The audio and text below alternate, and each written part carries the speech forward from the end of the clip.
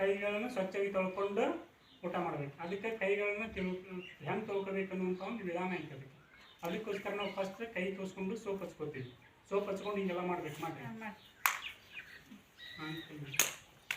ಹಿಂಗೆ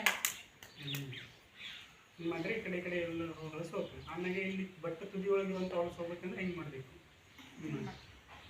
ಆಮೇಲೆ ಈ ಸೈಡ್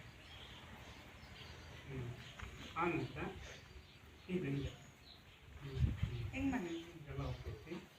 ಆನಂತರ ಒಂದೊಂದೇ ಬೆರಳಿಂದ ಹಿಂಗೆ ಮಾಡಿ ಇಷ್ಟು ಬೆರಳಿಂದ ಮಾಡಬೇಕು.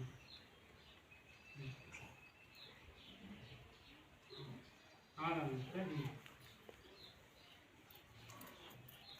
ಎಲ್ಲ ಮಾಡಿ ಆದ ನಂತರ ಸೋಪ್ ಎಲ್ಲ ಸ್ವಚ್ಛಗೆ ಸೋಪ್ ಹೋಗೋ ಮಟ್ಟ ಕೈ ತೊಳ್ಕೊಂಡು ಆದ ನಂತರ ಮೂರು ಆನಂತರ ಸ್ವಚ್ಛ ಕೈ ಆದ ನಂತರ ಉಪ್ಪೇನಾದ್ರು ನಾವು ತಿನ್ಬೇಕು. ಎಲ್ಲರಿಗೂ ನಿಮ್ಗೆ ಗೊತ್ತೈತಲ್ಲ, ಇದು ಎಲ್ಲ ಪರ್ಫೆಕ್ಟ್ ಆಗಿರ್ತದೆ. ಶ್ರಾವಣಿ ಆಮೇಲೆ ಲಕ್ಷ್ಮಿ ಗೊತ್ತೈತಿ, ಗೊತ್ತಲ್ಲ ಎಲ್ಲರಿಗೂ ಗೊತ್ತೈತಲ್ಲ.